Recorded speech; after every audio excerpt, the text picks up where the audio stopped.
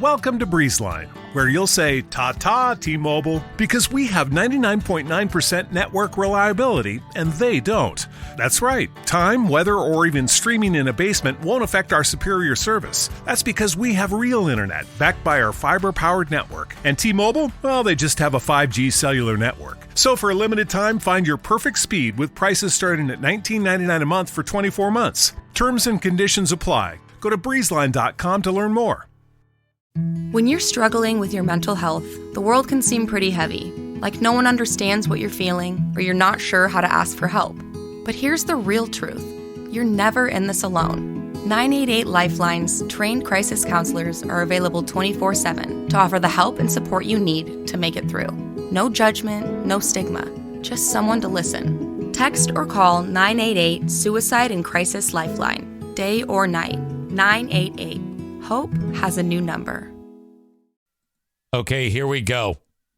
Another edition of Not the Best of the Eric Zane Show podcast. This is shit that I did a long time ago. I have no idea what I said on these. So it might be something that is like cancelable now. So if I suddenly disappear and never podcast again, it might be because of something like this. Something from this show.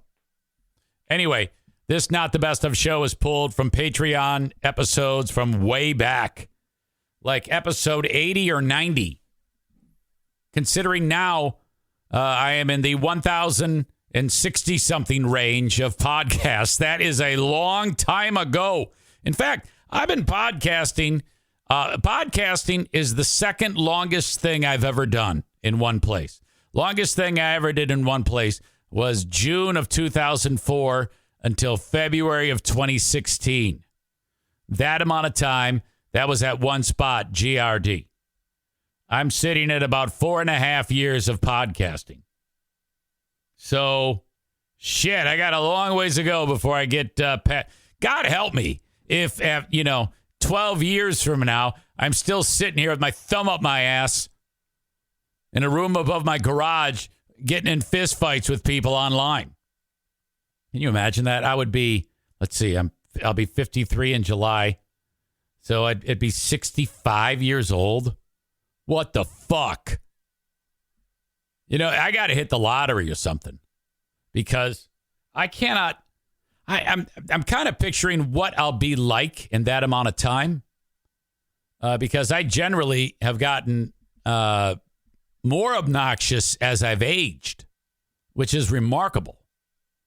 So, I don't know. Maybe it'll be like a novelty. If I'm a 7, like the Iron Sheik, the guy on the old wrestler, he like tells people to go fuck themselves and everybody goes, "Oh, yeah, I love it. He told me to go fuck myself." Maybe that'll be me. I don't know. It's kind of sad to even think about, frankly. But whatever. Hang on. Oh, my God. All right. Here we go. The show originates in the Baldwin Ace Hardware Fear Bunker Studio. You can email me on the Shoreliner Striping inbox, eric@ericzaneshow.com. T-shirts at ericzaneshow.com. Click merch. And there you go. Enjoy this segment on Not the Best of the Eric Zane Show podcast. It's time for the Eric Zane Show Patreon bonus podcast, where you're more likely to hear something that would have gotten him fired from radio. Here's your host, Eric Zane. Yes, thank you. My gosh, Christy Wagner, the perky, friendly, amazingly talented voice. Amazingly talented voice talent. That just doesn't, you're not saying it right. I'm an idiot. Welcome into the Eric Zane Show Patreon bonus podcast where, I don't know, it's kind of like you let your hair down a little bit more. Boy, I don't know what is going on here at this house. But this, I think I'm being set up. You know what? There's a window open. I sure hope my neighbor's not listening. It's late. There's no way they're listening.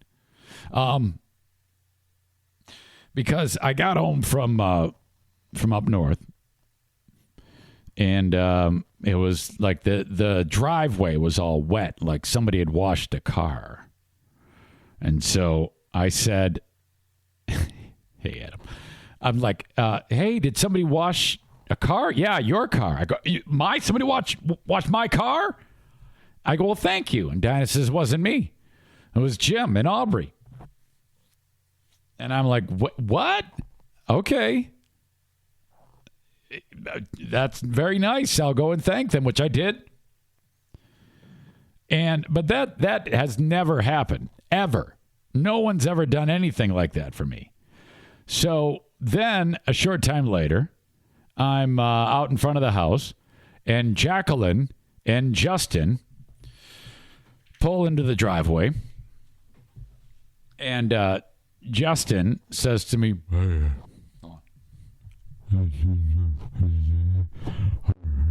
I'll translate in a second.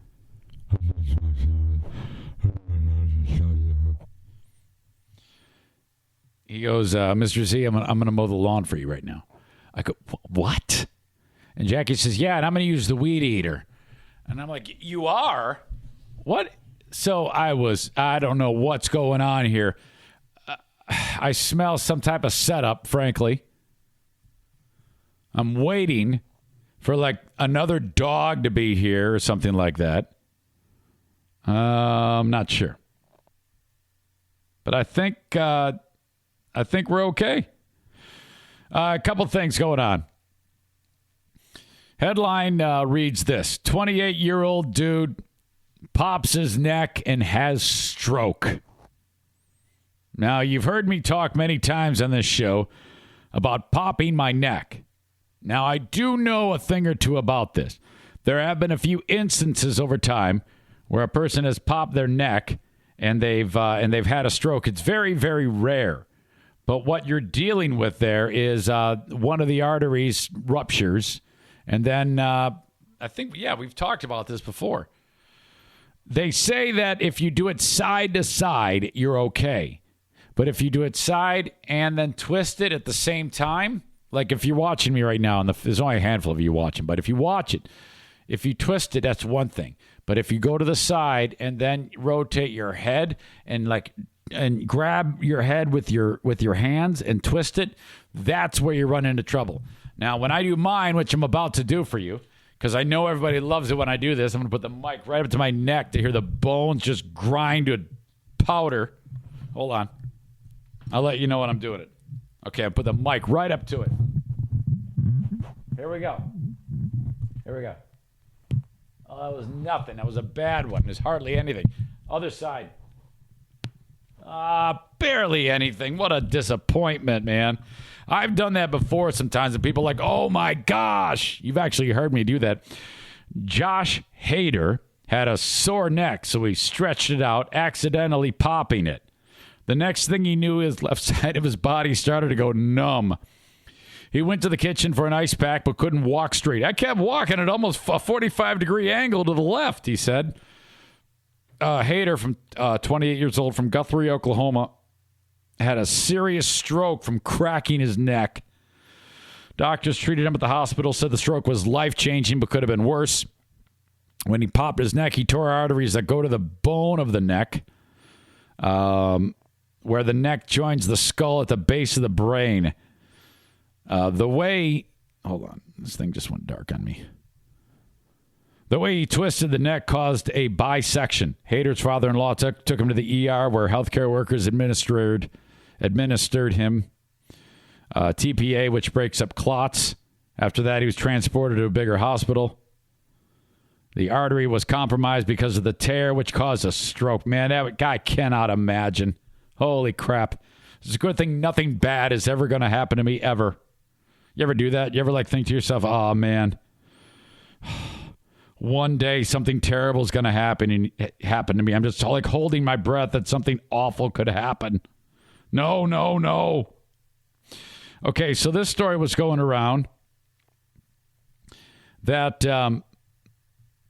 Jesus, where was it now? Aha. So in hockey, you have the National Hockey League, the American Hockey League, Olympic teams, junior hockey, men's hockey, immensely popular for the most part. Hockey has been a tough sell over the years, so much so that years ago there was a lockout because the owners could not afford to pay the players who were making too much money.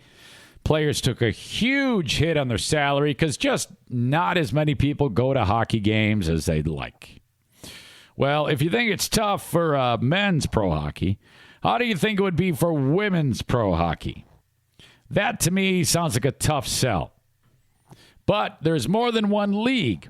There's more than one women's league. Now, these women don't make a lot of money at all. In fact, it's more like just a stipend.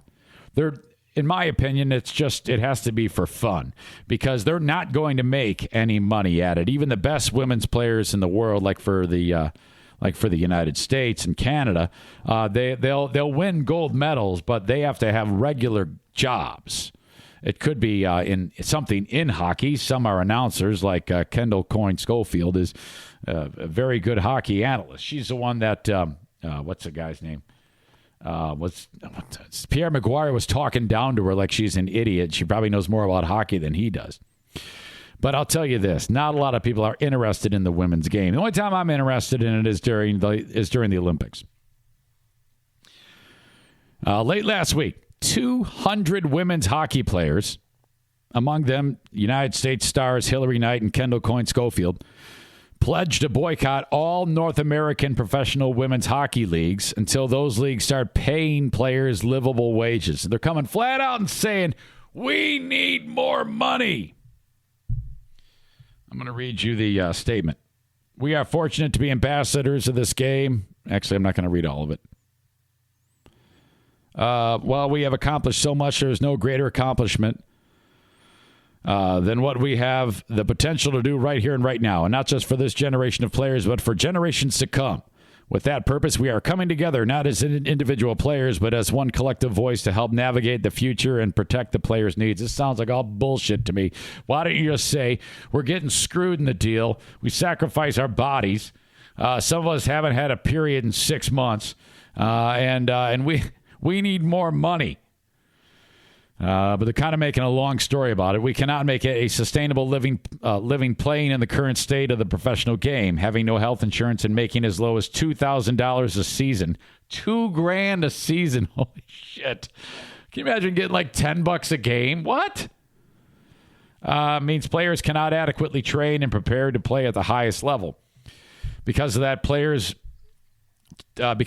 together as players, we will not play in any professional leagues in North America this season until we get the resources that pro hockey demands and deserves. They also want the NHL to give them more money, which is weird. You know, they got their own league, and they're like demanding the NHL give them money. And that would be just like, give us money. It would be like me turning around and saying to the radio industry, give me money while I do my podcast because I deserve it. You can't do that. They'd laugh at you. So the Canadians Women Hockey League disbanded, leaving there only one league for these chicks to go play at. And now they said they're not going to do it because they're not making any money. Shrug. Who gives a shit? Emerging of the two leagues was once seen as a viable solution. Now it can't be. The league is hoping to get increased support from the NHL, but after the CWHL's folding, NHL Commissioner Gary Bettman only went so far as to raise his league's annual contribution from $50,000 to $100,000. I can't believe that these women think that they can just say, yeah, give us more money. You see, the league that they're in, nobody goes to these games. No one watches these games. No one cares about these games. In order for the owners of these teams to make any money, fans have to go. They don't. You know why? Because no one gives a shit about women's hockey. They need to look at the model of the WNBA, which has lasted. They have actually made it happen. And I don't know how they did it, but I think that that's where they should go instead of just saying, hey, give us more money. Doesn't quite work like that.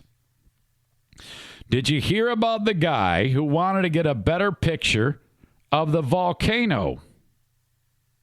How about this dummy? The volcano in Hawaii, the big one, Kilauea, the one that went all crazy last year and erupted, everything blew up to hell.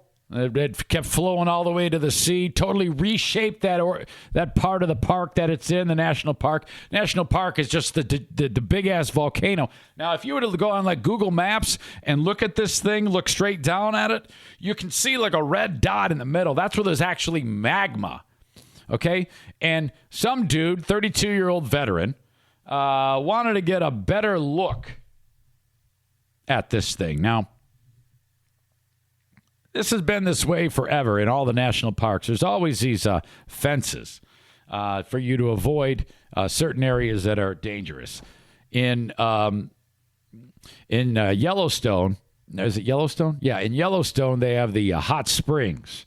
And you're supposed to avoid those because in some of them, first of all, the water's boiling, and then the chemical nature of some of them, it'll dissolve anything that gets near it. Any organic matter will dissolve it. And some dumb bastard wanted to get a closer look and fell into the spring. Body never recovered because it was dissolved. You know why that happened? Because the dumb bastard decided to, go by the barriers and not listen to what anybody said. Now, I'm no stranger to not listening to the rules at national parks. Case in point, the bighorn sheep that I was about 2 feet away from, when they tell you to avoid wildlife in any national parks by 50 yards or more. I think it's actually 100 yards. Don't go near the wildlife. So I'm one of those dumb idiot dickheads that doesn't listen. This stupid bastard climbs the fence so he can get a look down the volcano. First of all, why the hell would you be that tempted to risk your life, knowing full well if you fall into the caldera of the Kilauea volcano, the bottom is not fluffy feathers, it's lava. Holy shit. This guy starts to maneuver over to the edge, and sure as shit, everything gives out below him. All of the hardened lava gives way, and the dumb bastard fell. Now, when I heard that, I'm like, please let it be that he fell in the magma, because anybody this stupid deserves that. But he got hung up.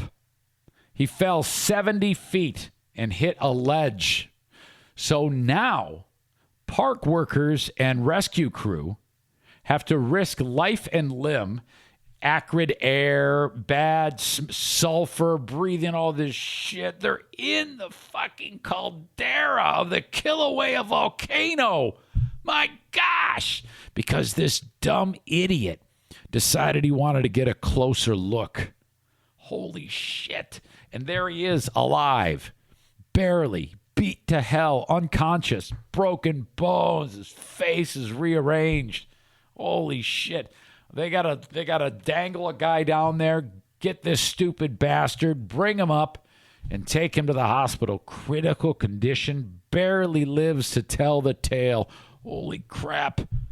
Do not seek the treasure when it comes to those things. There's signs there for a reason. Hey, if you get a minute, call me on the Eric Zane Show podcast Zaniac hotline. I want to hear from you, 616-209-7797. That number will put you in touch with me, a recording, if you will. And I want you to leave me a message, if anything at all, on your mind. Like the show, don't like the show, criticisms. If you want to try some of your stupid bits, like if your name is Stu McAllister, stupid bastard. My God.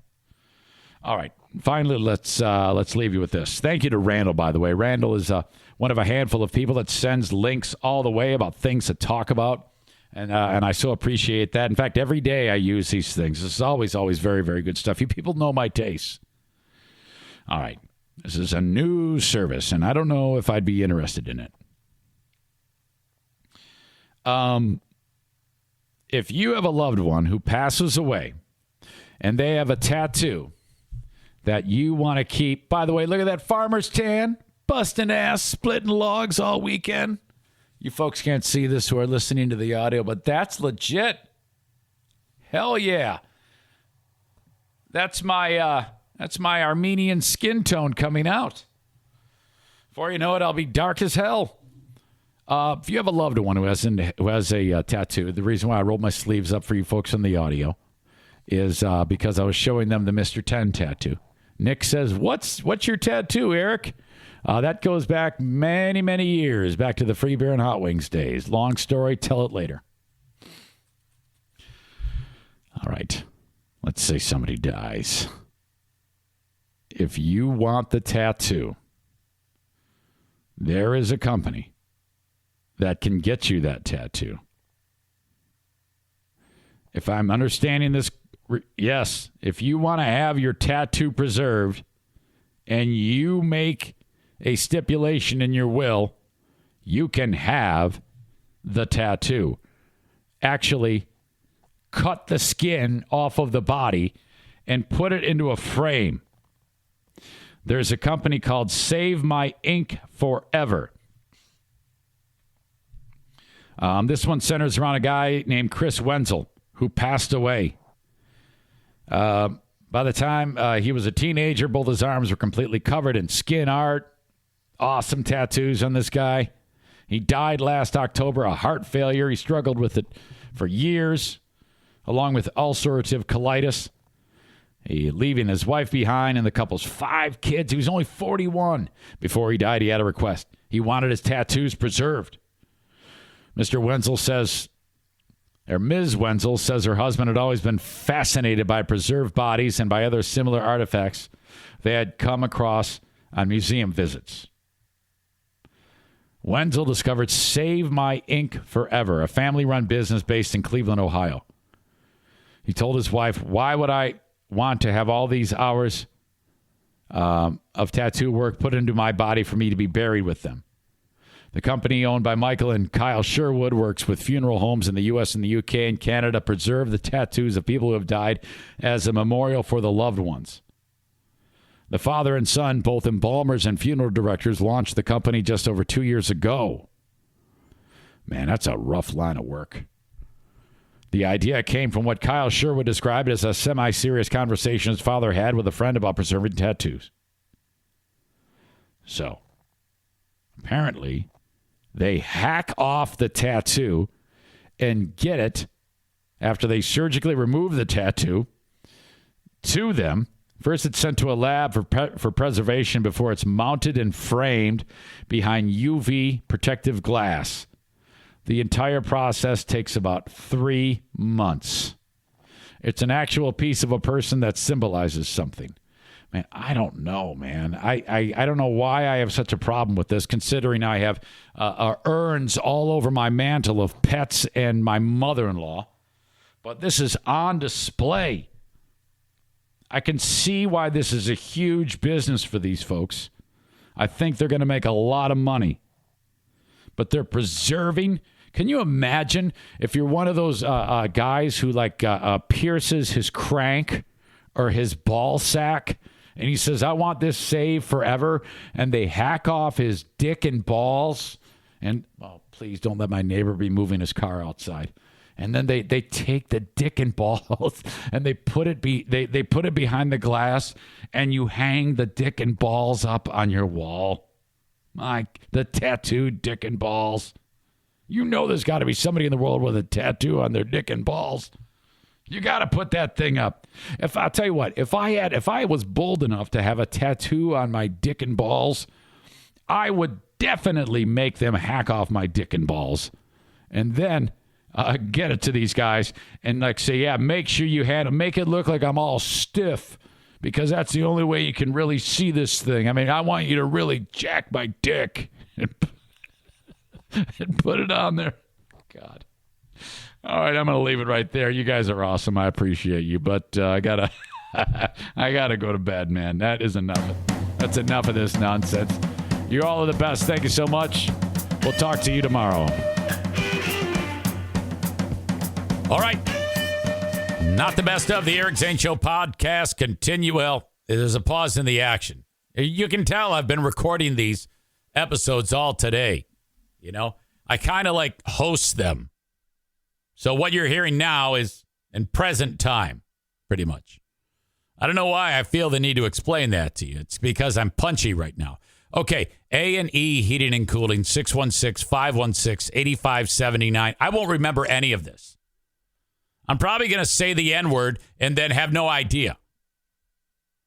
616-516-8579 for A&E Heating and Cooling.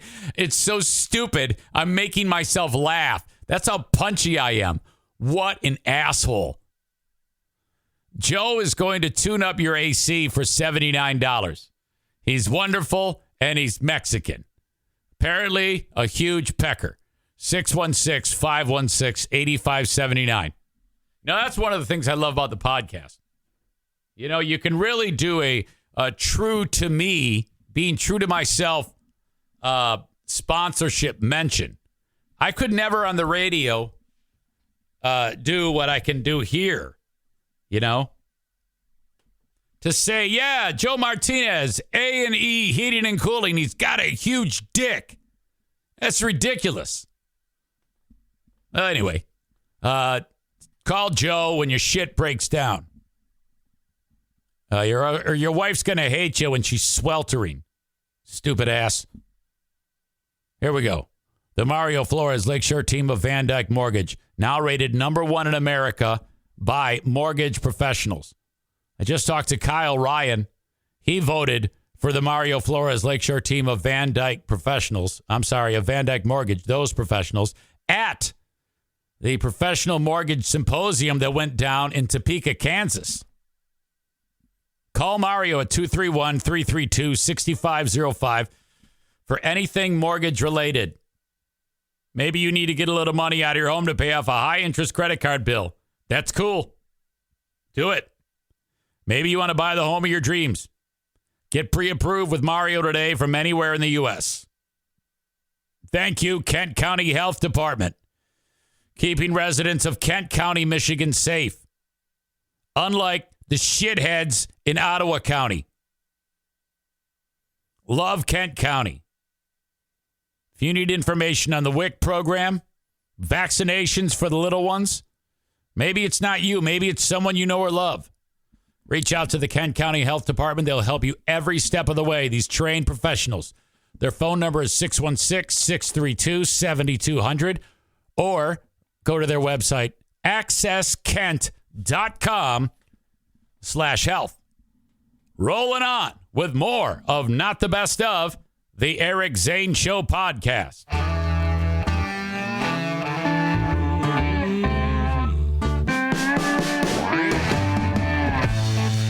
Welcome to the party. Andrea here. Ooh. People say I have a sexy voice, but it doesn't compare to the star of the show. Welcome to the Eric Zane Show Patreon bonus podcast. Ah, yes. Here's the host, Eric Zane. Come on, big boy. Show me what you've got. Oh, my God. It's ridiculous.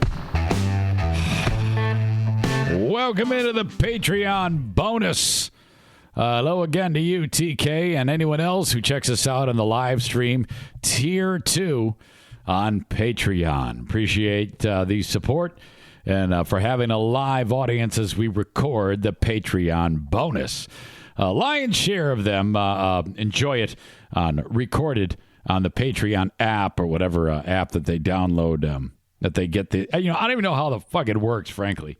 All I know is that on the Patreon app, I am able to get the podcast. But I'm pretty sure, I don't even know, you can get the RSS feed and plug it into your podcast app. I don't know. I don't have to do this because, I'm making it. So I just use the app. And I very rarely listen to these fucking things.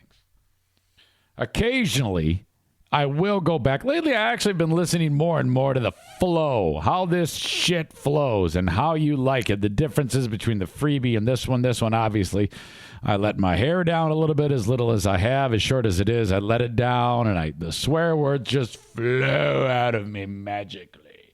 I don't know if I occasionally I'll let one fly on the freebie, but I think to me, it's one of the selling points of the Patreon is the really not giving a shit about anything. And, let's see. TK says, I have issues with the app. It works best for me to go right to the Patreon site. I don't know. I wish I had the technical expertise to guide you through this, but I don't. But I have heard some complaints about, hey, I don't like having to listen to the freebie in one spot and then listen to the page. I don't know what to tell you. Then someone said, well, why don't you do this, Zane? Why don't you take the freebie and put it on the Patreon? And I went, no, I can't, because I need the numbers. I need people to get the freebie because I get credit for that. And if I get credit for it, that means I can sell it. Those numbers make you can price it according. Like Joe Rogan, he gets 2.5 million per. If he got 2, he wouldn't be able to price it because nobody would buy it. But every one of those counts. So that's how it is. And I need all the help I can get. I am not a big time podcaster. I am a low level scumbag. Some people say. No one says that. I'm assuming somebody would say that. All right, this is what I want to do first. I saw this audio clip. It was Louis Farrakhan got banned from Facebook along with Alex Jones. All these assholes get kicked off of Facebook. And then everyone's like, what? What did I do? What? Well, you're an asshole. If you are kicked off Facebook, you are an asshole. There's no two ways about it. There are no mistaken identity assholes. You either are or you are not. Louis Farrakhan is, what is he? Is he the leader of the Nation of Islam? I don't know. I know he's a racist asshole. This guy hates white people, has always hated. We're the white devil. So he gets booted off of Facebook. Why? Because he's an asshole. Well, of all people, Snoop Dogg went off online after Facebook and for banning Louis Farrakhan. See what Snoop had to say. For real, that's how y'all feel? So Facebook and Instagram just banned the Minister Louis Farrakhan. Aha. I want to know for what? Because he's an asshole. All he ever do was tell the truth. Aha. But y'all gonna ban him though. All right. What if we ban y'all? I'm what if not we stop an asshole. fucking with y'all? Facebook and Instagram? I have not, y'all gonna ban I have not done asshole things like Louis Farrakhan. Mm-hmm. I stand with him. I'm with him. Ban me, motherfucker. All right, you're going to get banned. Ban me. You old ass. Because I'm going to keep posting this shit. I'm going to keep putting Minister Louis Farrakhan out there. That's my dear brother. Fuck y'all that got a problem with him. Sorry about that, Minister. I had to bang for you. I know you don't permit that. But that ain't right. Snoop is pissed. It's not right. It's a bunch of motherfuckers y'all can ban. But y'all choose Minister Louis Farrakhan. Yeah. Assalamu alaikum, my brother. I don't know. Hakuna Matata? For real, that's how y'all feel? All right. So Facebook. By the way, Snoop is looking more and more like Rollo from Sanford & Son as he gets older. Adam Sandler back on Saturday Night Live. He brought back his bit Opera Man. Remember that one? Game of Thrones almost finito. Molto exciting, edge up paisito. We can't wait for final show so we can cancel our HBO.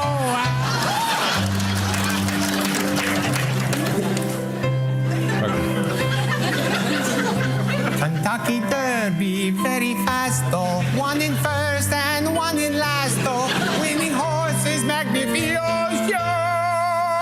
Losing horses, delicioso. I didn't catch it. I'm kind of mesmerized by his rhymes in that bit. They also let's see. They sang about getting fired on the intro. I was fired. I was fired. I was fired, so sad to tell. 25 years. Well, I never saw it coming. I got fired from SNL. Between seasons, I heard a nasty rumor that I was getting the sack. I tried to call Lorne Michaels, but he never called me back. I'm joking. He called me. I got fired. Chris Rock, cameo. I was fired. That's terrific. I was fired by NBC. Yes. Then I went on and lived in color. 3 weeks later, they took it off TV. It's okay. You hang in there, all right? You keep going after your dream. Okay. I was fired. Pete Davidson. Hang on. No, Pete, you weren't. You weren't fired. I wasn't? How's that even possible? I don't know, but be patient because it's coming soon. Okay? I love you. Yeah, I was fired. NBC said that I was done. Then I made over for. Is that it? All right. So, it seems like a good time. Adam Sandler. Now, I posted a couple stories at ericzaneshow.com. By the way, full disclosure, as I'm punching up my own website, I typed the word free. What an idiot. On In the News, I just posted a couple of links that I want to talk about now. The first one says, maybe Stu McAllister is in the CIA. This woman was arrested after trespassing at the CIA for 3 days in a row. And they gave this stupid woman, with no doubt some type of mental disorder, all the rope she needed.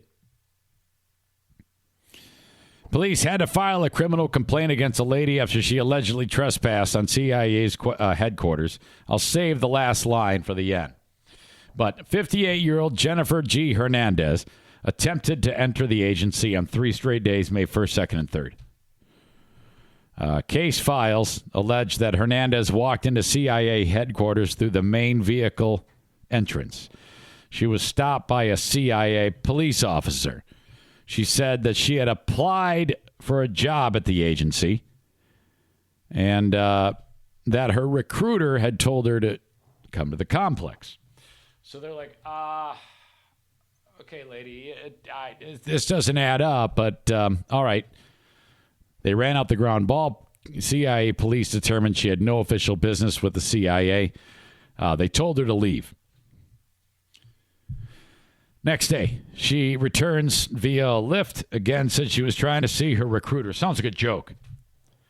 Cops issued her a written warning, turned her away. May 2nd, Hernandez came back in on an Uber. CIA officers allege Hernandez stated that she wanted to speak to her recruiter and that she knew to go there because her phone was off.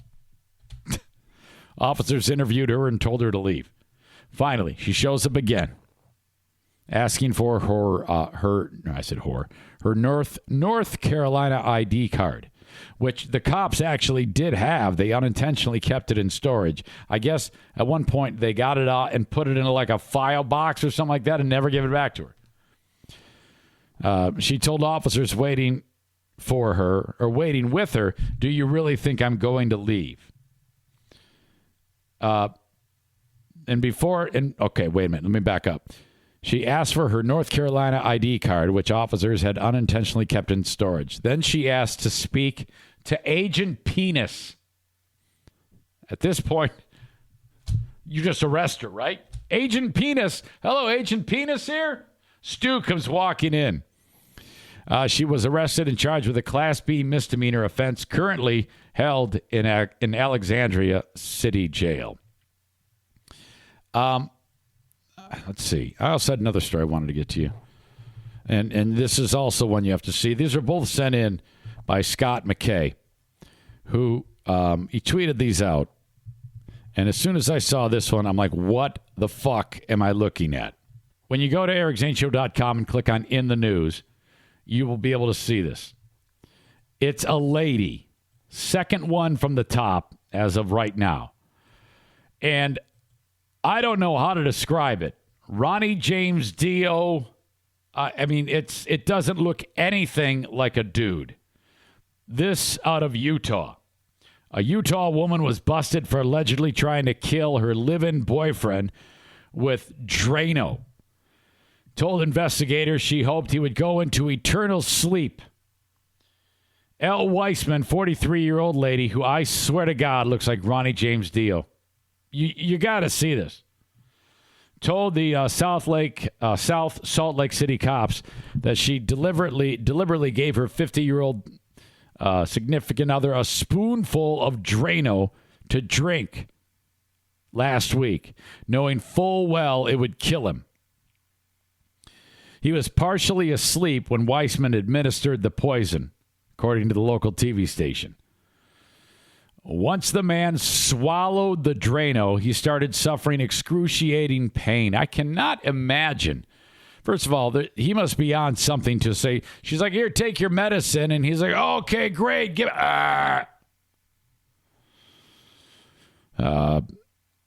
excruciating pain, police officer Gary Keller told the TV station. Weissman eventually called a cab to bring her boyfriend to an urgent care facility. How sweet.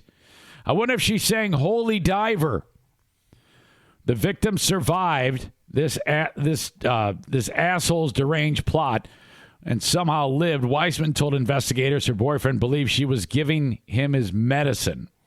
Weissman charged with 1 count of attempted murder and 1 count of surreptitious administering of a certain substance, both felonies. She was booked into the Salt Lake County Jail Tuesday. Boyfriend remained hospitalized Thursday, the local station reported. You must see the look on this excruciatingly ugly beast. She looks nothing like a woman. We talked that story about that track star, that lady who's got like an increase of testosterone. She's like fast as hell because she's like part dude from the testosterone. This lady has to have the same thing, just not nearly as fast. Put a guitar in this chick's hand. Let's see if she can bust out any Ronnie James Dio song. Maybe one from the Rainbow era, perhaps. As always, I thank you for checking out the Eric Zane Show Patreon bonus podcast. I am so out of gas. I got nothing left in the tank. I will say to you that I will try to do better tomorrow. How does that sound? All right. Thank you. God bless. Till next time. Talk to you then.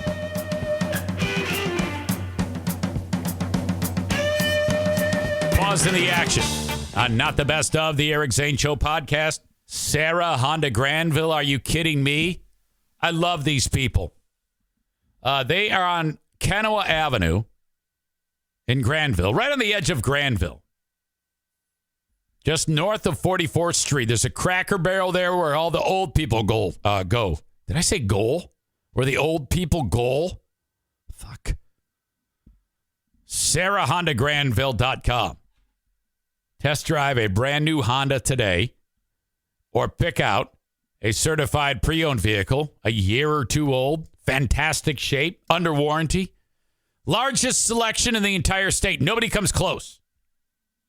Sarah Honda Granville. Looking for something fun to do? TC Paintball is the place.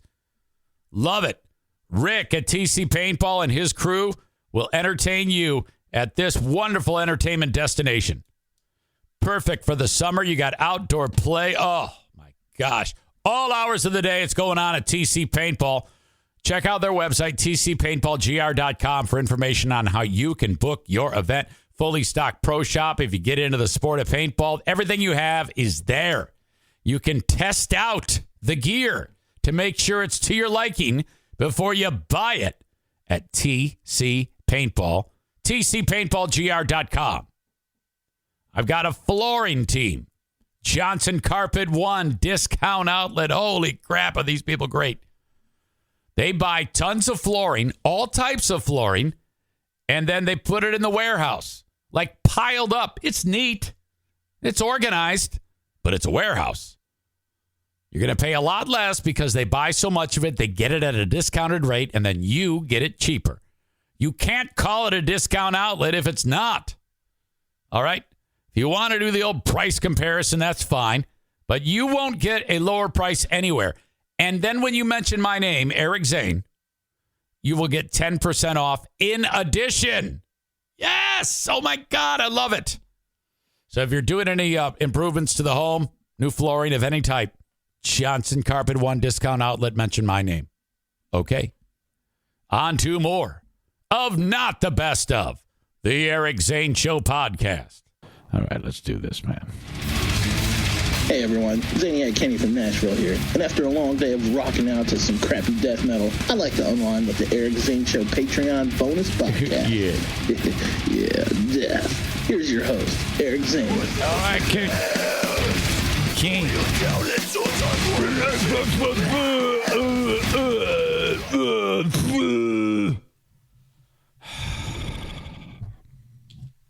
Wonder what they're doing on Q100 right now.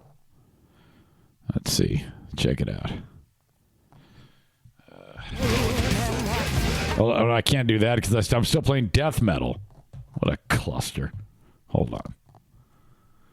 They're probably playing a commercial right now.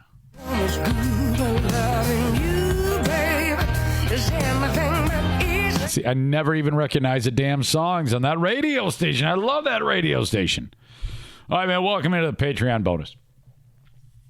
I want to get right after this and invite our guest in. I think he might be annoyed with me. Oops, sorry.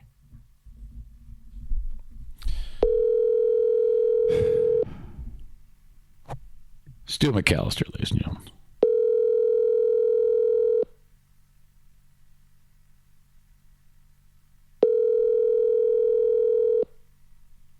Are you serious? I just told him I was calling him.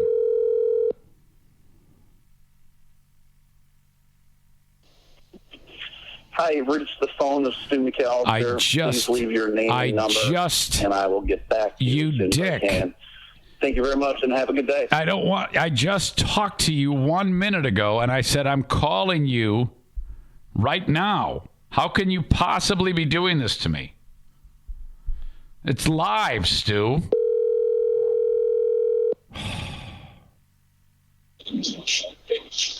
Hello? Oh, you should have heard me. I was hating on you. You were hating on me? Yeah, I was bitching because it rang and rang. And sorry, man. And then I wasn't paying attention. I got scared because I'm live right now on the Patreon bonus. So can you? I'm sitting here with my thumb up my ass, and I'm like, I got nothing. I actually have nothing. Other. It just says Stu on my planning sheet. Talk to Stu. So that means. Why is that the plan? That's an awful plan. I don't know. I mean, a lot of people love to hear from you from time to time. Fair enough. I hear that from a lot of people. Really? That's shocking to me, man. But okay, that's good. I'll take your word. Do you have a confidence issue? Oh yeah, that's why I'm a comic. Did you happen to hear Florentine the other day? Yeah. Oh yeah. I listened to it this morning. Yep. It was tough getting anything out of Jim. I'm not gonna lie. Getting stuff out of Jim? Yeah. I don't know much about Jim, to be honest, other than the crank anchor stuff. Yeah, I think I got the impression that because I don't have a lot of comedy knowledge, sometimes I'm fearful that when I'm talking to these guys, they're going to realize that I don't know much about them. So I'm always scared that I'm going to do something wrong and sound like a complete dickhead. Right. You did ask him some question that I could tell he didn't particularly care for. Which one was it? I'd have to go back and I think when you kept asking about like why the show ended, and he is like, oh yeah, because shows fucking end, like they just end, man. And like I think I get where you were coming from. I'm like, hey, that was a great show. Like, why would it have ended? Right. And just kind of he should have just ended because the show was over. We went on and we're doing different things. That's exactly what I was referring to when I said I think it was hard. It was a little bit difficult to talk to him because he was. I got a lot of one-word answers out of him. You know how like when you have like. When you have like when I have like Ricardo in here, he's real easy to talk to, and so that's kind of like the bar for me. If there's just off the top of my head, most comedians can do it. I've had a lot of the comedians from Back Alley come in, and they've been very very good and interesting to talk to. But I don't know. I mean, he's funny. There's no question he's funny, but I don't think I caught him at the best time for that interview? Yeah, I mean, who knows, right? I mean, who knows what was going on with him? But like, what time of the day were you talking to him? Noon. Yeah, so hell, he might have just been getting up. I mean, who knows? Some of these guys, yeah. And some of those guys, they just have their thumb up their butt and they're pissed off about something, like they're pissed off about playing a bowling alley or whatever. And I mean, you deal with what life throws at you, right? Like the Back Alley Comedy Club. I know, again, you guys used to give me shit all the time when I came on your show. I'm like, oh, you're playing bowling alleys. But there's absolutely nothing wrong with playing a bowling alley. That place sits 300 people. It's great. There is nothing wrong with it, and that's because I'm a dickhead. That's what that is. You were giving me shit, and it's fun to do, and I know a lot of people give me shit about you're playing a bowling alley. And I'm like, it's comedy happens. Comedy can happen anywhere, right? It still was worth it to give you the shit. It's always worth it to give you the shit. Out of all the shit to give, you take it well. I mean, you've eaten so much shit. Oh, yeah. Jesus. Even tonight, I ate a lot of shit. Really?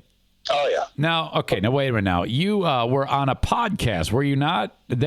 You're driving back right now from doing a fucking podcast.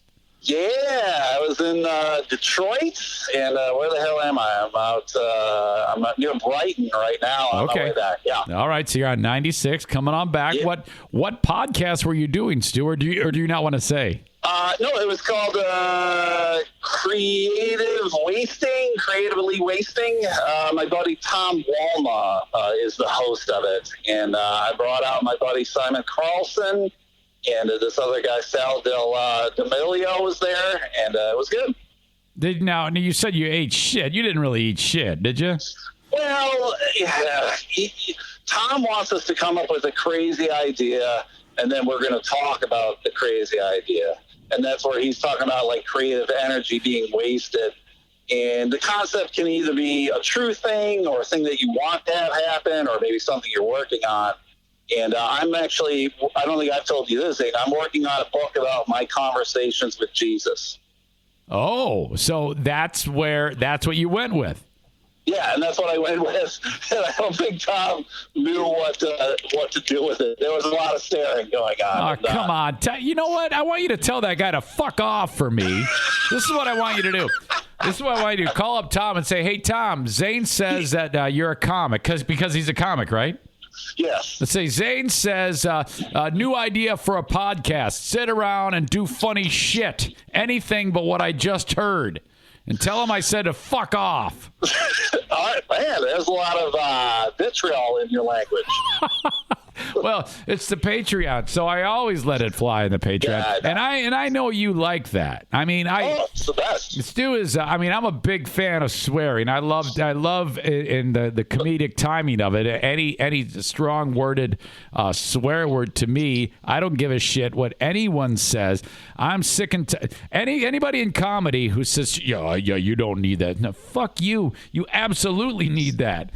And I don't find there's very little times that I've been watching someone say, man, this kind of straight act, it kind of bums me out. And there are some who do it well, but for the most part, I like it when people swear. You know, you have to push boundaries, I think, a little bit, and sometimes the blue language does it for you. Right? Yes. I mean, Jesus, it's part of it. Right. All right. So you're coming back. You're doing that, and if people want to check it out, should I direct them to that? Do you think? God, I'm really blanking on I think it is called creative wasting or creatively wasting. Well, they can just creativity wasting. All right. They'll find it. They'll find the shitty podcast. Just search Google for shitty podcast, and that one will pop up first. Right. Shit podcast. Oh no! Don't that podcast. All right. So let me ask you something. On the LMNO podcast, a much better podcast, which friends of this show love, you and Jamie. One of the things I love most about the dynamic with you and your better half, Jamie, is when she annoys the shit out of you, Stu. Yeah. There are times when Stu wants to go down a path, and then she keeps like these exclamations, non sequiturs, because they pop into her brain. And he goes, and Stu will say something like, "Will you just shut the fuck up?" Yeah, you're pretty much spot on. Jamie's brain, I don't know how it works, to be honest. I don't understand how she thinks. That is good stuff. That is the stuff people remember. When the other person goes, "What do you? Shut up!" That's a winner every time. Tell her to keep it up. But So we got. I don't know if you heard lately, Zane. I got a third co-host currently. I did hear that. What's the dude's name again? His name is Graham Van Bach. Okay, now that's not his real name? That is not his real name. Gotcha. He doesn't want to use his real name. I'm like, all right. Fair enough. He's living in my house until July, and so he's going to be sitting in as well. Oh, okay. So this is another dude who's in comedy?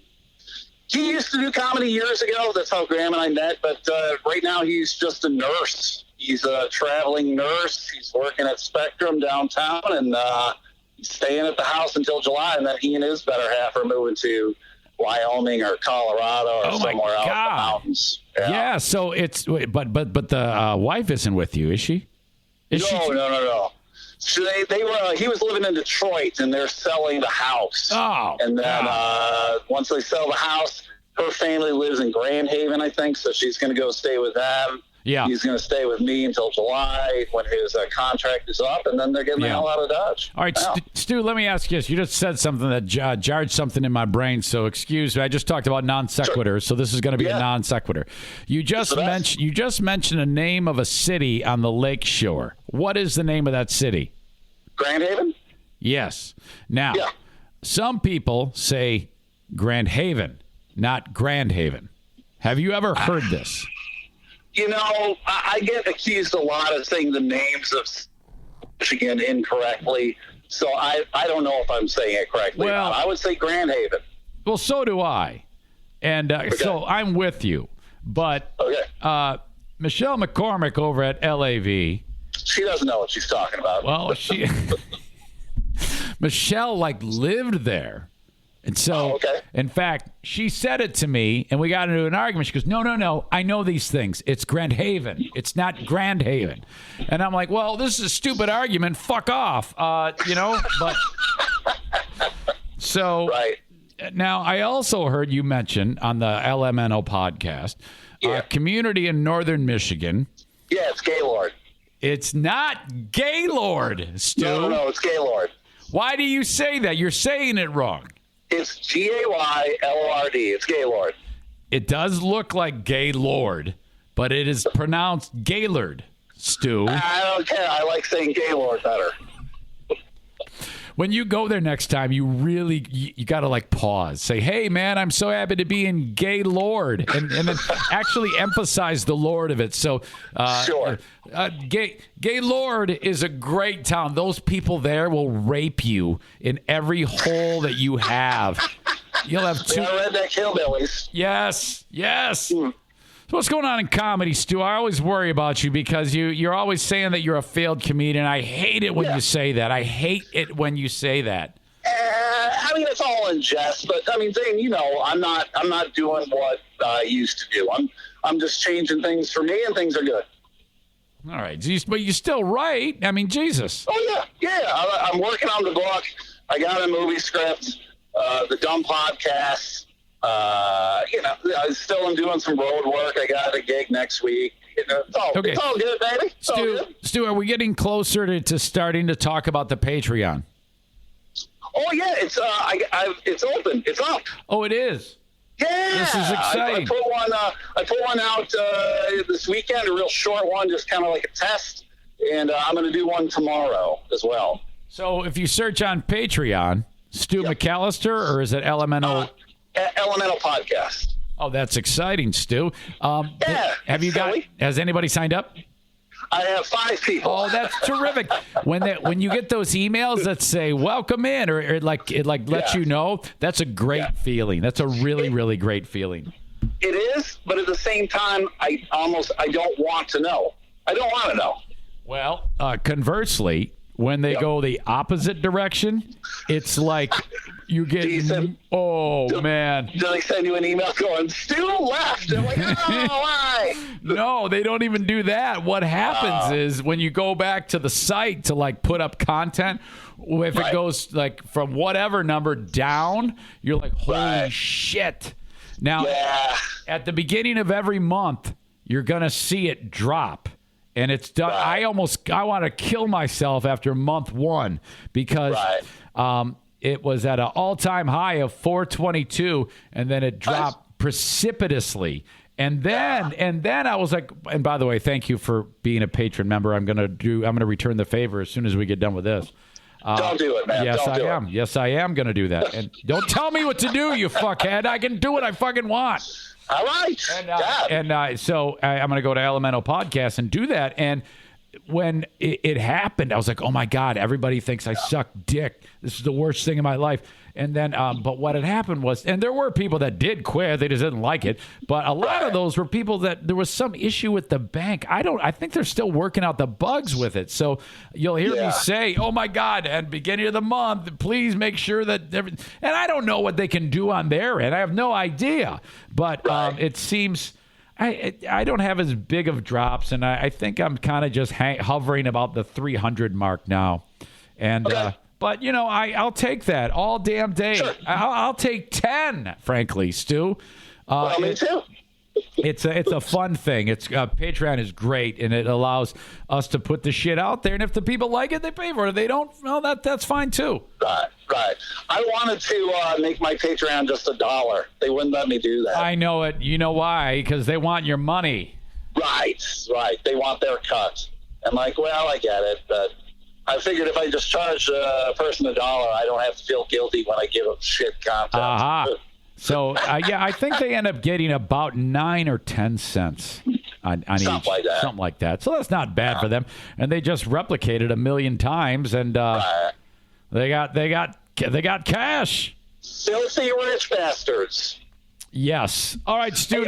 Oh, I'm sorry. Go ahead. I was going to say, I've never had a problem. I pay for your Patreon through PayPal. I've never had a problem, so I don't know if people, if they have PayPal, go through PayPal as opposed to their bank, I guess. That's what a lot of people are saying. I don't know. I have no fucking idea. There is, okay, now I want to talk to you about something because I think I might have pissed you off because I was flippant with my coverage of the kid getting the shit beat out of him by the cop. Were you annoyed with me on how I handled that? No. Okay. When I was texting you earlier today, I was looking at it from my experience as a social worker. Yes. And the kid who was getting his ass beat, he was the kind of kids I worked with for 8 years. No. And I mean, I'll tell you, cops have different rules than social workers do. So I'm not unsurprised by what the cop did, you know. What about now on the story that kept saying he had mental problems? I'm kind of challenging that. Maybe the kid's just an asshole. Is it no? Well, I'll say just because you have mental health issues doesn't mean you're not an asshole. Okay, but they weren't like specific enough. So, you know, I'm trying to punch holes in this and justify the cop for the great amount of ass that he kicked. Because it was a tremendous beating. But that's what I'm getting at. I mean, I wonder what the mental health problem was. Is it just an unruly kid? Is there such a thing, or is there actually a classification? I mean, you know, because my grandkid, he has autism. He's autistic. Sure. But the reporter was just saying the kid has mental problems. Well, I mean, maybe this kid had autism as well. I don't know. There's a diagnosis called oppositional defiant disorder. It's ODD, and that's where kids have problems taking directions and they become argumentative and surly. And maybe that's what he was diagnosed with as well. ADHD. I mean, who knows what was going on with this kid? So at the end of the day, because I did go back and forth on it, no question. Sure. But I should be assured that the cop did the wrong thing then, yes? Man, I would never want to punch a kid, but I don't know what was going on there, you know? Yeah. Yeah, well, the kid was handcuffed with his hands behind his back. Yeah, you're right. You know? Yeah, there's no way. I mean, and then the chief cop in Albion, I mean, Sure. fired the guy. So, Yeah. yes, it was the right thing to do. I think I mixed on it because, yes, it was the right thing to do. But my bigger problem. The reason why I was trying to split hairs in the whole thing was the way they covered it, because the reporter was trying to, it seemed like an anti-cop black guy he was trying to make it about race, and I thought that fucking sucked. There's no way this was a fucking about race. It was slanted, for sure. It was definitely slanted. But, I mean, why did he do that, though, Zane? Why did the reporter cover it that way? Sensational. Yes! Because he wants people to see it. He wants it to be a big deal, and that's bullshit. Oh, yeah, I hate stuff like that. I know you watch Channel 8 News a whole lot, but, I mean, I'll call those guys out on doing that stuff all the time. Yes, there's no question. It's a TV show. It's just a TV show. We got to get ratings. What are we going to do? We're going to say the cops did this or whatever and turn something into a race issue. Everybody's concerned about it, right? Right, man, right. It's unfortunate. Where are you now? Fowlerville. Oh boy. Okay. Yeah, you're making your way. There's some. So you're all alone, Stu? No, I got Simon with me here too. You got the dude who's staying with you. No. Simon's another comedian buddy of mine. Graham actually, he went back to Detroit tonight to sell his house. Okay, so Simon is a Grand Rapids comedian too? Yeah, he was in the finals of the funniest person this year. Super funny guy. Oh, that's terrific. Put him on. You want to talk to him? Yes. All right, hold on a second. Eric Zane wants to talk to you. Hello, this is Simon. Hi, Simon. How are you? It's Eric Zane. Good. Nice to talk to you. Nice. I used to listen to the show. Oh, yeah. Well, which one? I've been fired from like all of them. The other one. Free Beer and Hot Wings? Are you still listening to them now? No, I haven't. Really? How come? I don't ever listen to the radio. Okay. All right. Yeah, fair enough. It's kind of weird. You're probably a podcast guy too then, huh? Yeah, podcast, Spotify. Simon, how long have you been doing comedy? About 3 years. Started in college doing it on campus during a part of the stand-up club for a year and a half. And I've been doing it in Grand Rapids at open mics for about a year and a half. Okay. Have you gotten the chance to do a feature? No, not features. Stu's brought me along for a couple gigs, which is pretty cool. And then I've done just a few spots around town. Right. How awesome is it when Stu gives you a compliment about your act? Because he does that from time to time with me on this podcast, and it's like the best thing in the fucking world. I mean, it was after the last one. It was said I did pretty well, so that was pretty cool. So. Because hung out a few times. So, he's brutal. He's brutal. If you suck, he's going to tell you that you're terrible. Well, I can gather that. All right, when can we see you? I mean, I'd like to see you do your thing, man. I don't know. I just signed up for open mics around town. Yep. Tried to sign up for. Oh, actually, you know what? I'm hosting Dr. Grins for the very first time. Not this Thursday, but next Thursday. So I'm pretty pumped about that. Oh, you're filling in for Garrett? You're doing MC duties? Yeah. I asked him about that, and he said that I was doing all right. So he'd look on the calendar to see when I could get in. So not this Thursday, but next Thursday. Yeah. That is very, very cool. Ian Bagg is the headliner. Who is? Ian Bagg. He was on Last Comic Standing. Yes, of course, Ian Bagg. Now, Simon, what's your last name? Carlson. Okay, Simon Carlson. We'll look for you, okay? Yeah, awesome. Thanks, Stu. All right, man. Thanks. Very good. Nice to talk to you. Yeah, buddy. That guy was good. Zane. Yeah, nice dude. Yeah, super good guy. All right. Where was I going to go next? Shit, I had something. Game of Thrones? Do you watch? Yeah. Oh, you do? I do. I'm almost done with this latest episode, and I wouldn't dive into the topic just because it would catch people off guard. That would be pretty fucked up after I just lectured that fuckhead Kenny for. Yeah. You ever see? Did you see that shit that he did? What did Kenny do? During the last episode, there was the one character that was huge in the moment. He tweeted out or put on Facebook that person's name. And that kind of tipped everybody off that shit was going down. It's like, God damn it, Kenny. Come on. I didn't know Kenny watched. Oh, God, I wish he wouldn't. I wish somebody would rip his eyes out. Didn't he call into the hotline? Yeah, he does. He does. Yes. And I think this guy Stu does from time to time, too, that fuckhead. That guy's an asshole. Hey, how come your phone sounds good now, but when you call my line, it sounds like a big wet bag of dog dicks? I don't know, man. That's what I wanted to ask you, man. I think my phone calls into the hotline are great. I think no, they're terrible, but I think it's because it's a VoIP. You know those voice over internet bullshit, things like that. It's poverty. Yeah. Poverty phone. All right, I'm going to cut you loose. All right, you're out of here? Yeah, man. God bless. Thank you. All right, brother. I'll talk to you later. I'll talk to you down the road. One and only Stu McAllister. Yeah. Yes, indeed. How about that guy? And Simon Carlson, I think. Let's see what's going on Q100. Check out my piece. I feel all right tonight. I feel all right. Oh, yeah. Listen to this, man. All right. Dirty. I feel all right. I want to wait. Search it out on the App Store, Q100. Find them on Facebook.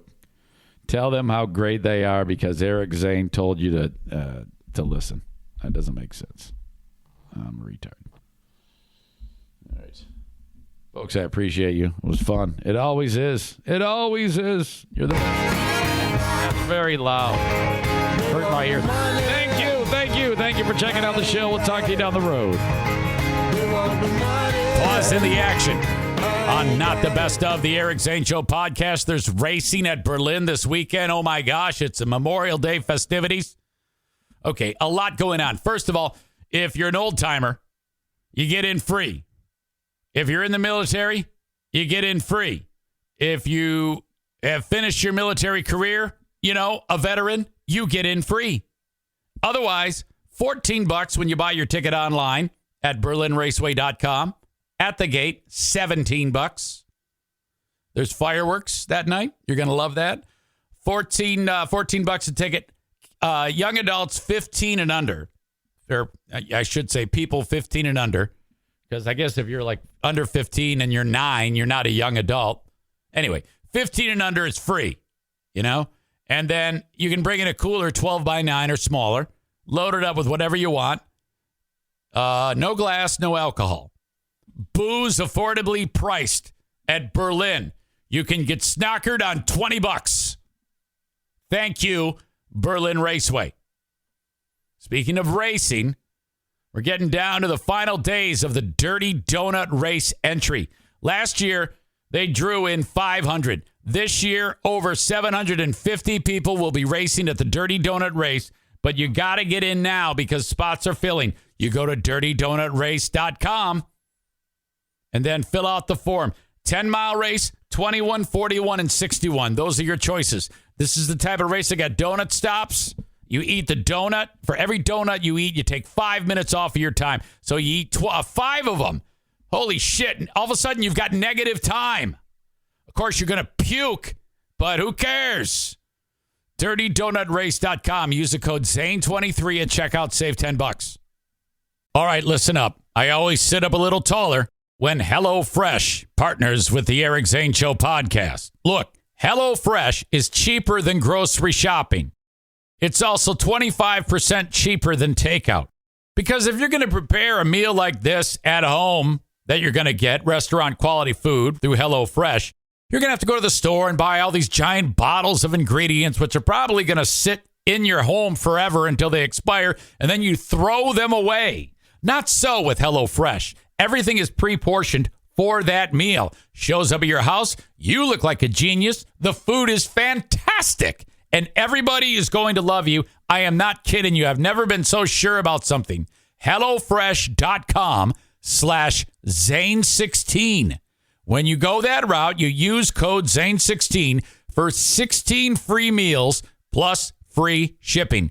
HelloFresh.com/Zane16 and use code Zane16 for 16 free meals plus free shipping. You're going to love this. Try it. And the month of May is perfect because HelloFresh is celebrating Asian American and Pacific Islander Heritage Month. so you can try limited time, authentic recipes created in partnership with an amazing chef by the name of Serbi Sani of New York City's Tagmo restaurant. So you will be able to do that in your own home. I'm not kidding you. Do this. HelloFresh.com/Zane16. Promo code Zane16. 16 free meals. What have you got to lose? Plus free shipping. Try it today. HelloFresh. Amen. Buckeye Health Plan Medicaid is built around you, offering medical, dental, and vision benefits with no copay. Members get free rides to healthcare visits, pharmacies, and social services. Buckeye rewards you for making healthy choices. You can earn $75 in rewards for well checks. Pregnant moms can earn up to $350 in rewards for taking steps to have a healthy baby.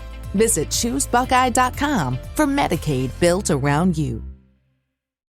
Welcome to BreezeLine, where you'll say, "Ta-ta, T-Mobile," because we have 99.9% network reliability, and they don't.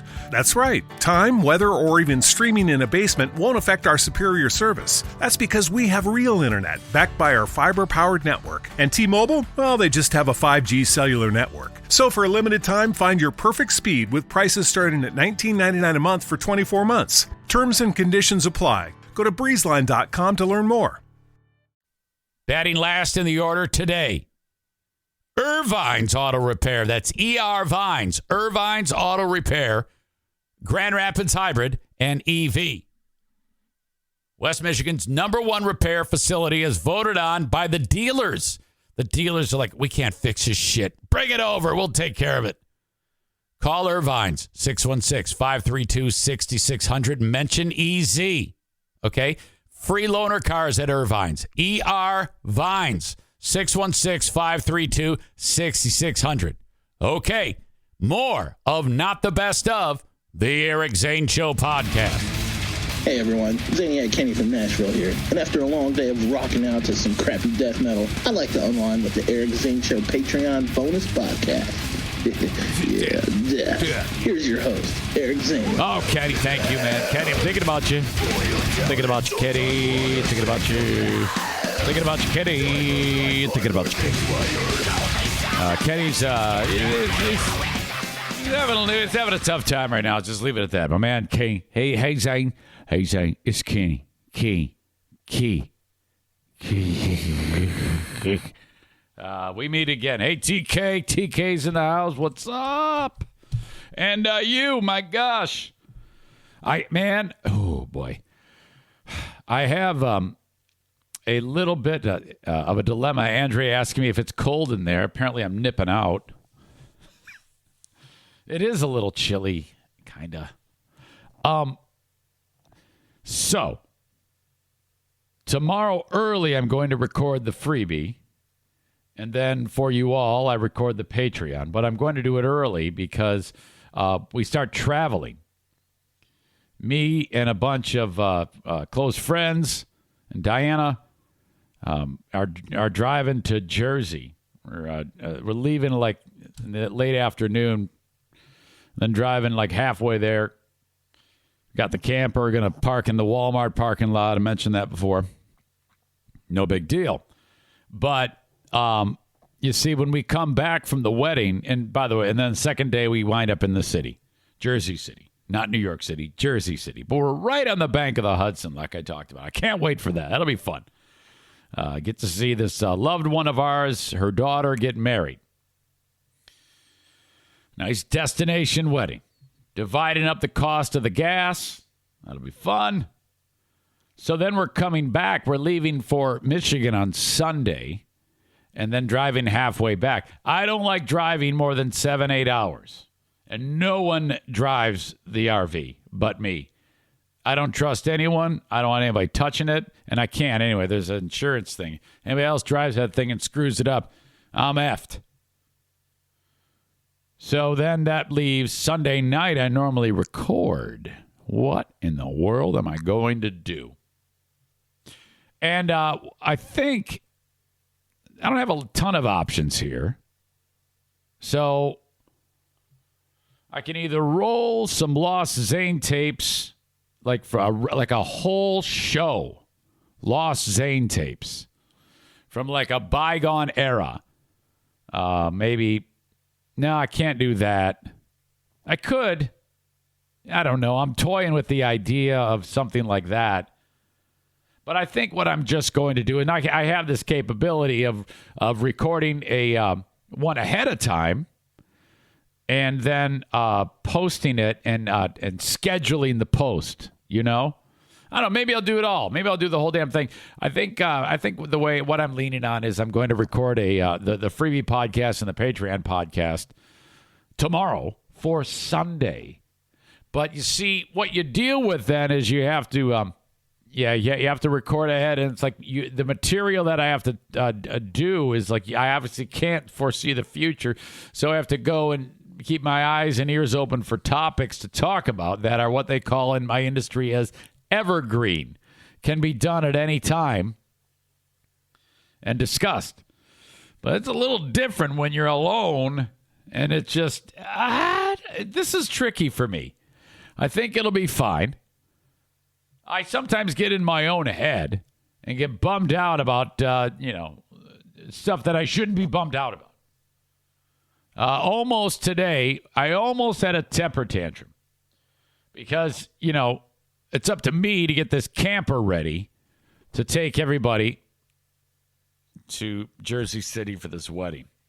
So now, okay, I get it all taken care of. I clean the inside out. It's all good for everybody to go. And one of the things I want to make sure that is in tip-top running order is the generator. So, because if you're driving around and you want some power, like to the microwave, or you park and you're sleeping in the Walmart parking lot, you want to turn the generator on or whatever reason. So I hit the damn button, and it goes click kaput. And I'm like, oh, no. What is going on with this generator? Holy crap. And I'm calling like everybody I know who has a camper, saying they're going, maybe it's the spark plug. Are you sure it's getting gas? Yeah. I'm getting updates from people who are trying to help me. My good buddy Jimmy's trying to help me. I'm like, oh God, I don't know, man. Shit, we're fucked. I don't know what I'm going to do. I'm going to have to go call up the mechanic at first thing in the morning. I'm like panicking. Then I realized, just call the guy who you bought it from, Chad. He works over at Camping World, used to be American RV. He goes, yep, I know what it is. Start the motor on the truck. So it worked. Start the damn motor on the truck, and it starts right up. It's got to charge the battery. I didn't know this shit works this way. It's so crazy. I was like freaking out. But the reason why I'm telling you this is because I was this close to just having a meltdown. And I had been on the verge of doing that 2 or 3 times, and I remained calm. And I don't know what's gotten into me, because normally the thing to do is throw shit, scream at Diana, make a scene in the driveway, act like an asshole, break some shit, yell at the dog, go upstairs, pout. But I kept my freaking mouth shut. I didn't say a word. I didn't even tell her. Just waited. Didn't get pissed. Called Chad. Figured it out for me. It worked. It freaking worked. So, yes. And I came back in the house. I go, oh, God, I just dodged a bullet, man. I was on the verge of having a meltdown here. Why would happen? Well, so I tell her. And then she goes, well, good for you. All right. Yeah. So, let's see. Oh, my God, this story. Holy crap. You're not going to believe this. First of all, in track and field, I don't even know why the thing called the javelin is a thing, okay? You got shot put. You've got discus. Those travel pretty far, but they're not going to travel nearly as far. Well, even the discus travels pretty far. I don't know why it seems different. Maybe because it's round. But the javelin travels, 100 yards through the air or more. I don't know, about 100 yards. Maybe a little less. And it's a spear. The javelin. You've seen people throw a javelin, have you not? Well, there was an incident. Now, the incident wasn't actually one throwing it. I'll get to that in a second. Georgia, University of Georgia, freshman guy who's like a super fast runner, was apparently doing some warm-ups on like the field portion of the track. And in the warm-up, they kind of run backwards. I don't know why, but they do. So they're all the sprinters. This guy is not a javelin thrower at all. And there was no one throwing a javelin in this incident. But some asshole jammed the javelin into the ground, pointy end into the ground and sticking up out of the ground at an angle. You know where this is going, don't you? The article says whenever someone hears the words pierced and javelin, they're left to expect the worst. Georgia track and field athlete who recently suffered that fate was seriously hurt, but apparently is expected to eventually make a full recovery. Now, he wasn't injured by the pointy end going into the ground. He was impaled by the blunt end, the fucking blunt end. This dude was running backwards fast, and because that stupid thing was in the ground and some idiot was careless with the GD javelin, or worse, they did it on purpose, he hit it with his back, and it skewered him like a damn shrimp on the Barbie. Yeah, that happened. Went right in his back. The blunt end went into his back, creamed his rib cage into his lung. Just, fuck. They said gruesome, suffers a punctured lung, collapsed lung, the whole deal. It was truly an accident. Athletic director George McGarity said nobody threw anything or anything like that. When I said it was on purpose, it was just speculation. Suffered a javelin wound to the middle of his back, just below the shoulder blade. Part of the javelin remained in the guy's body. I don't even know if I said his name. Elijah Godwin.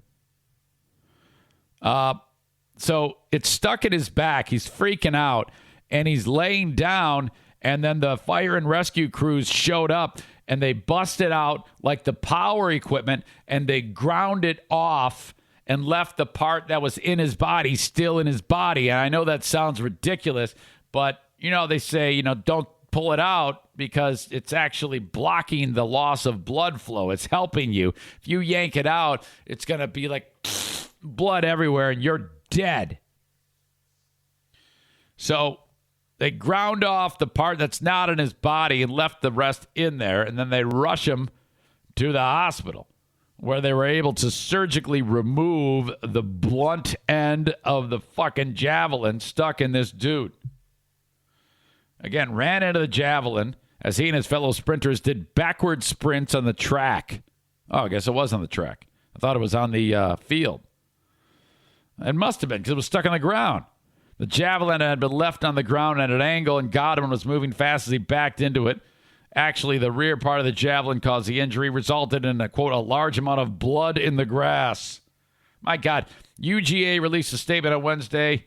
Was injured, blah, blah, blah, blah. Transferred, full recovery. Holy shit.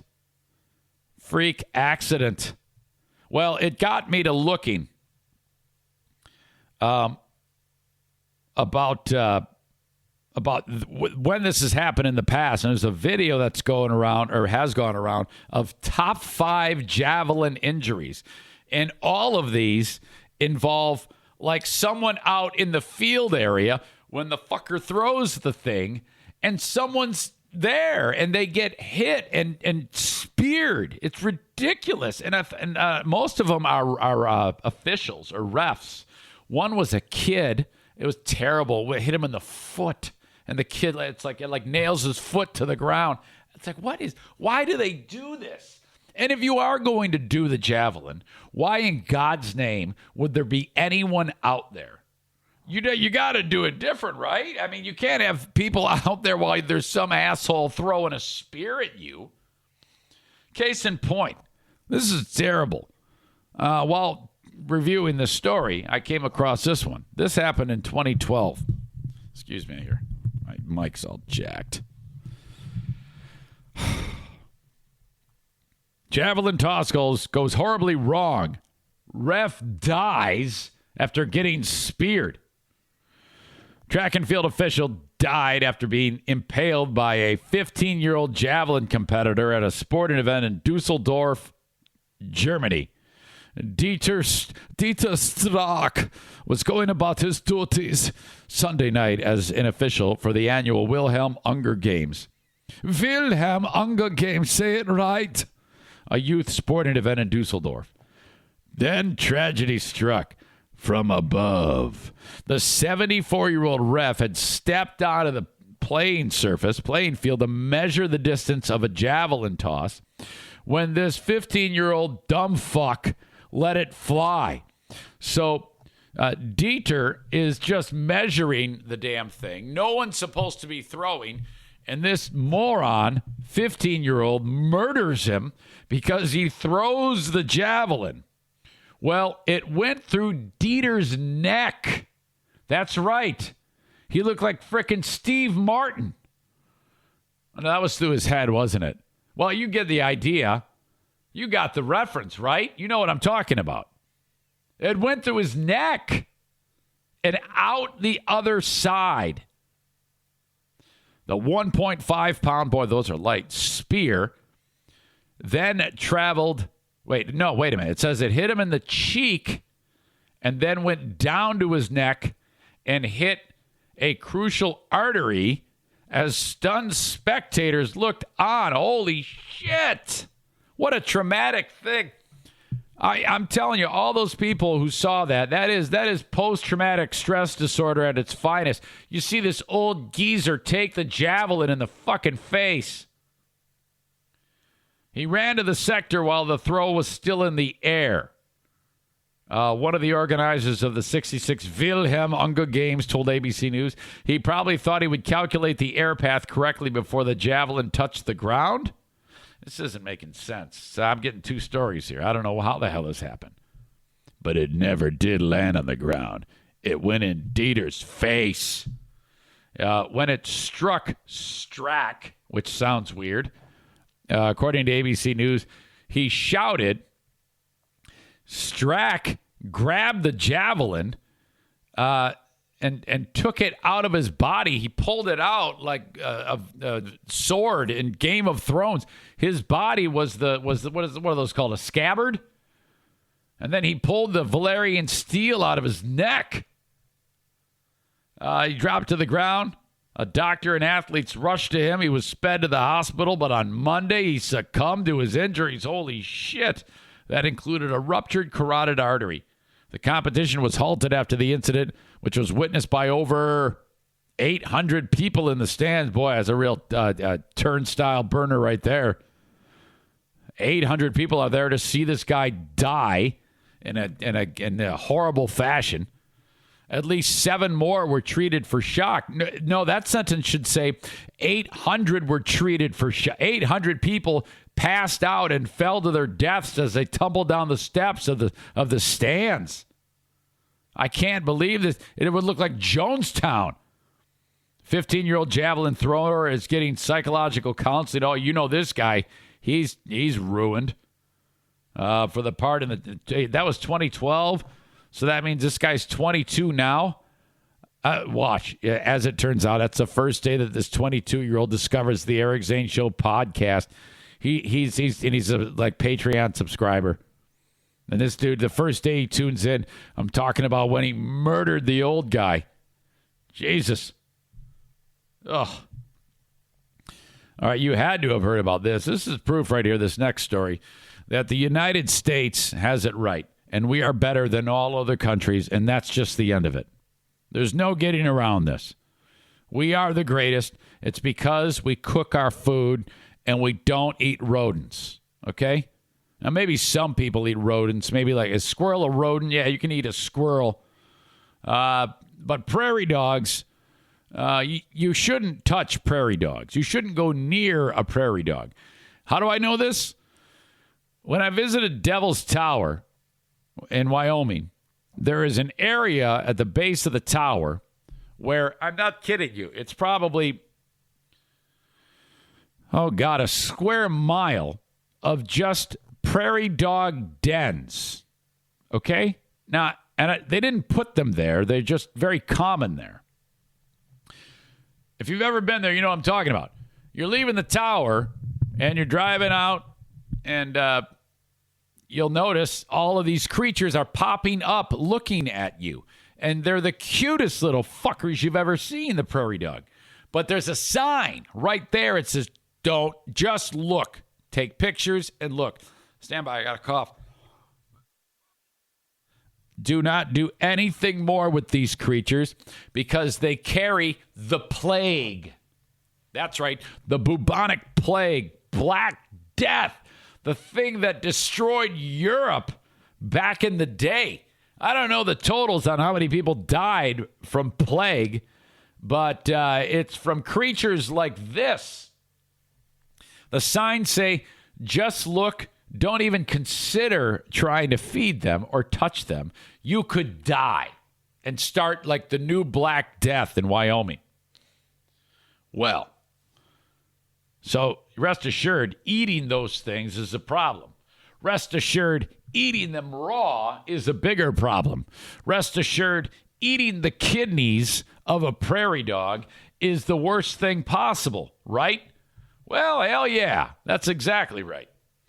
A couple in Mongolia, and you can see this story at ericzaneshow.com, click on in the news, have died from the plague after they ate raw marmot meat, a prairie dog. They just grabbed the prairie dog and started to eat it like corn on the cob. What the fuck is wrong with people? How is that a thing? How is that in the U.S.? There's nothing comparable, right? Maybe like an oyster or something like that. But, I mean, come on.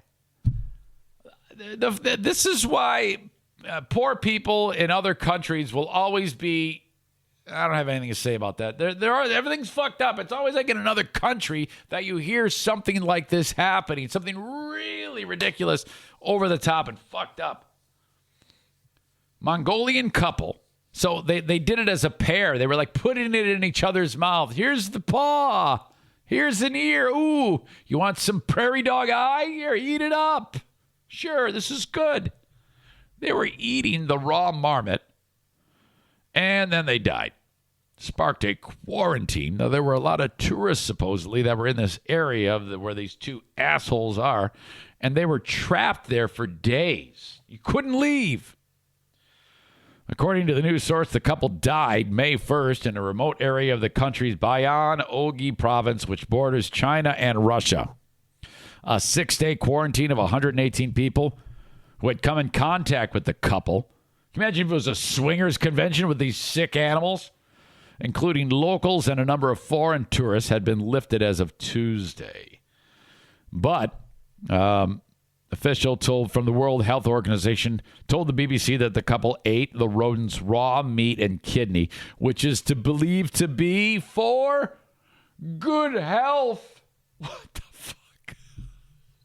How is that real?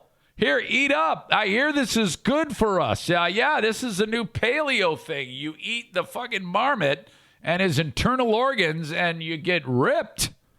Yeah, we can go do CrossFit, eat some more marmot. A nice paleo diet. After the quarantine was announced, not many people, even the locals, were in the streets for fear of catching plague. Said some dude from the Peace Corps who no doubt said, fuck this, I'm not doing this anymore. Bubonic plague can be transmitted.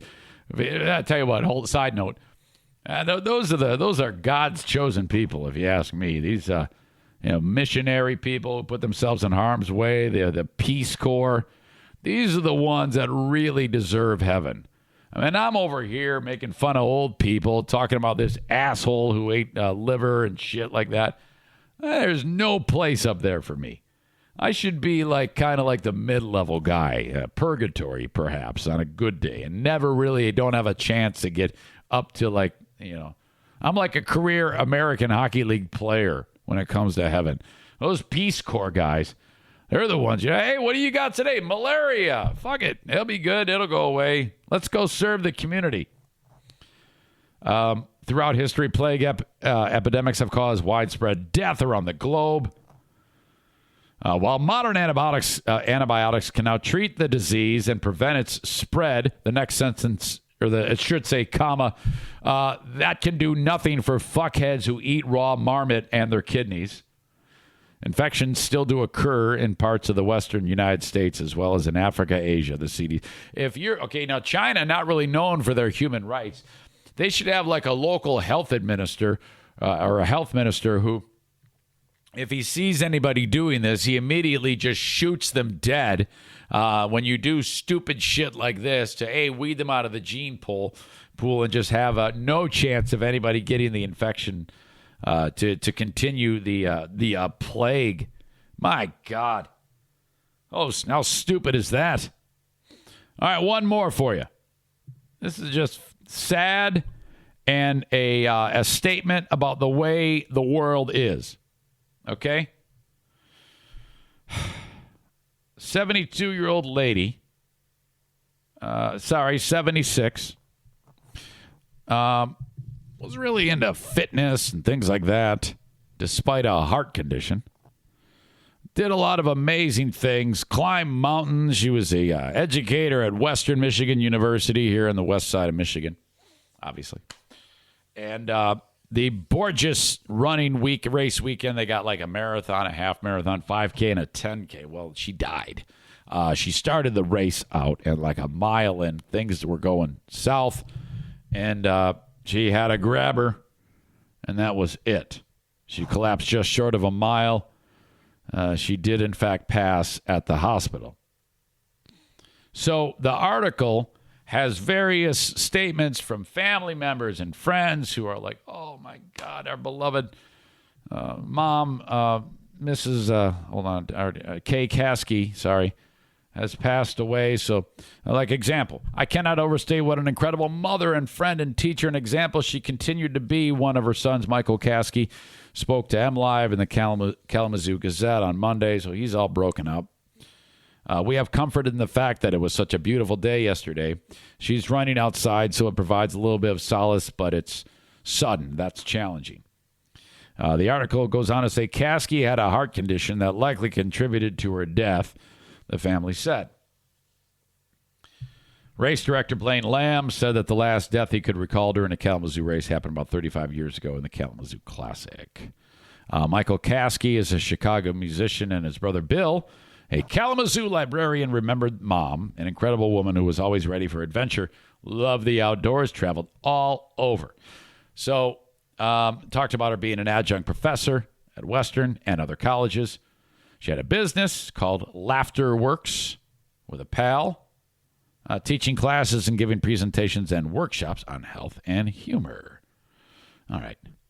So that's it. I read that. It's kind of like goes into like the obituary of this. And you know what always catches my eye every time? These words. View comments. And God damn it. This is such a fucking... The Wild West is what this is. This is what gets me the most. And I see there's 16 comments, and I click on it, and I go, I'm crossing my fingers. Don't say anything bad, no one. Or anybody. I hope everybody stays focused. Don't say anything stupid. But you know that's not going to happen. You know some asshole is going to do what they do best and be a scumbag. Why can't they get hit by a javelin? Why can't they develop a taste for delicious raw prairie dog? Everybody behave. Just one asshole. That's all it took. One asshole. And the comment that I'm going to read to you was made, today's what, Wednesday? Was made Tuesday. Okay. This article came out. I think this article, hold on, let me back up. Give you an idea of the lead up. Yeah, this was posted on May 6th. Today's the 8th. Okay, this is posted Monday.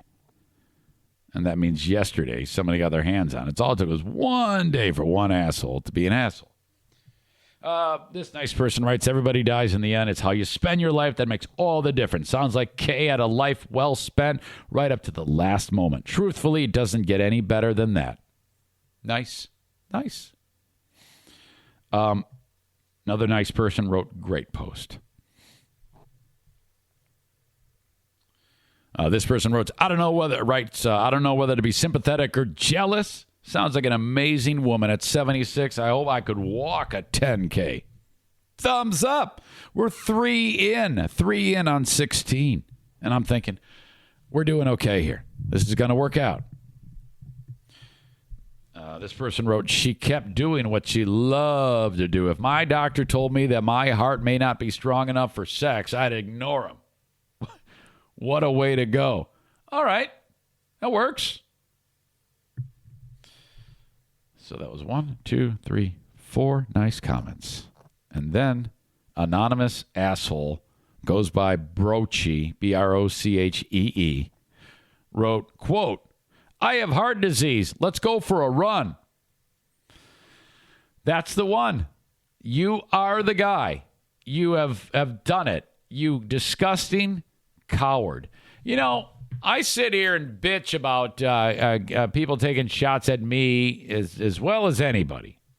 I am alive. I am not dead. Andrea says, it's you, isn't it? No, it's not me, you asshole. Andrea, you stupid buttfuck. What the fuck is wrong with you? Jesus. How the fuck can you do that? I mean, she's dead. And yeah, I mean, I don't know her, but still. I don't know. We live in a weird day and time, day and age where people just fucking like this shit. No one has nothing holds them back. This person wrote, replying to Brochee, some people choose to face the challenges in their life. It sounds like she managed her life situation for a long time in a healthy, proactive manner and past doing what she loved. Next sentence, have fun on your couch with your pill caddy and CPAP. Nice. Karen, and that was it. Oh, and this person, as you sit on your couch eating your deep-fried Twinkies. Holy shit. People are fucking assholes. That drives me up a wall. All right. I am done, ladies and gentlemen. I'm looking forward to another day tomorrow. But holy shit, we got it done again. Tomorrow is going to be episode 90. Fuck yes, man. This is awesome. 90 episodes. We haven't missed a beat since leaving the radio. That makes me happy, and I owe it to you. Holy shit, yes, do I owe it to you. You guys are the best. You keep me moving. Crying out loud. The hustle continues. Thanks so much for checking it out. Have a good rest of your evening. Goodbye. Oh, my. That's it. All done. No more of Not the Best of the Eric Zane Show podcast. There is Patreon, though. Don't forget Patreon has something to listen to while I'm away. That's 3+ hours of content that you're going to love. These are special days on Patreon when I'm not there. I try to make it extra special for you so that something for you to listen to literally while I'm away. Patreon.com/Eric Zane. A lot of people been talking about Patreon lately with the new edition of Who Are These Freebeers? Very fun bit of content there that I know you're going to love. Check it out, patreon.com/Eric Zane. That is going to do it for Not the Best of the Eric Zane Show podcast. Thanks for listening to it.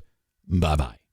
When you download the Kroger app, you have easy access to savings every day. Shop weekly sales and get personalized coupons to get the most value out of every trip, every time, whether you shop in-store or online. Download the Kroger app now to save big. Kroger, fresh for everyone. Must have a digital account to redeem offers. Restrictions may apply. See site for details. Save big on your favorites with the Buy 5 or More, Save $1 each sale. Simply buy 5 or more participating items and save $1 each with your card. Kroger, fresh for everyone. Welcome to BreezeLine, where you'll say, "Ta-ta, T-Mobile," because we have 99.9% network reliability, and they don't. That's right. Time, weather, or even streaming in a basement won't affect our superior service. That's because we have real internet, backed by our fiber-powered network. And T-Mobile, well, they just have a 5G cellular network. So for a limited time, find your perfect speed with prices starting at $19.99 a month for 24 months. Terms and conditions apply. Go to breezeline.com to learn more.